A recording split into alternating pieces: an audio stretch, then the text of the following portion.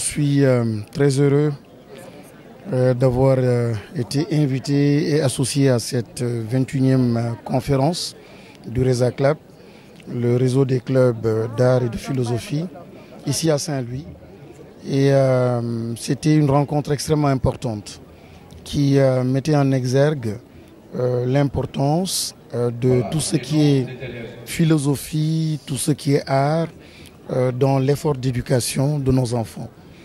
Et ça a été l'occasion pour nous de rappeler un projet et un programme extrêmement important au sein du ministère de l'Éducation nationale, le NITE, la nouvelle initiative pour la transformation humaniste de l'éducation.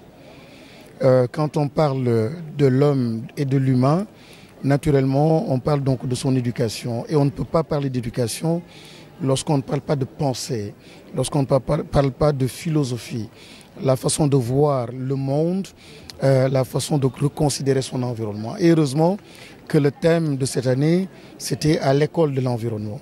Ça a été donc le lieu pour moi de rappeler aux élèves et à l'encadrement et à tous ceux-là qui participaient à cette importante rencontre que l'environnement est ce que nous avions de plus précieux, qui faisait de nous l'homme et l'humain qui est recherché. Et nos croyances, le capital spirituel que nous avons ici dans le pays, nous recommandent fortement d'avoir du respect pour cet environnement. Et respecter l'environnement, c'est respecter l'autre, c'est se respecter soi-même. C'est respecter la faune, tout ce qui est flore. C'est respecter tout simplement son héritage culturel.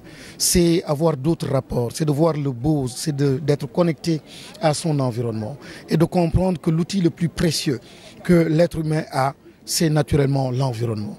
Et rien de grand, rien d'industriel, rien de technologique, de scientifique ne peut se bâtir, ne peut se construire si le point de départ n'est pas l'environnement. Donc, il ne faut pas voir l'environnement comme un outil donc qu'on peut considérer comme l'on veut et c'est une affaire de mode. C'est parce que c'est un discours aujourd'hui qui est porté par d'autres civilisations ou d'autres pays ou d'autres ONG, d'autres structures qu'on doit importer donc dans nos structures, dans nos systèmes éducatifs.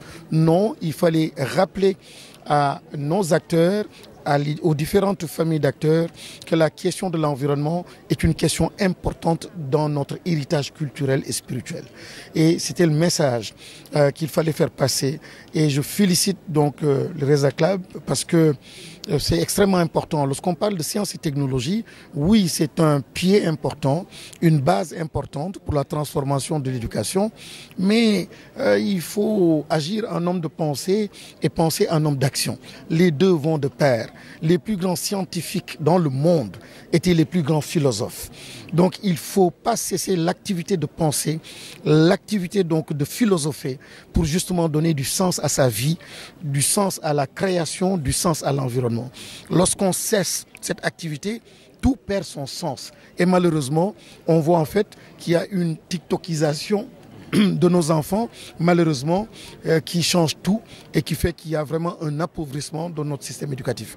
Et le projet NITE, c'est pour lutter contre cela, c'est pour revenir à l'humain, c'est pour revenir à ce que nous avons de plus fondamental, de plus essentiel.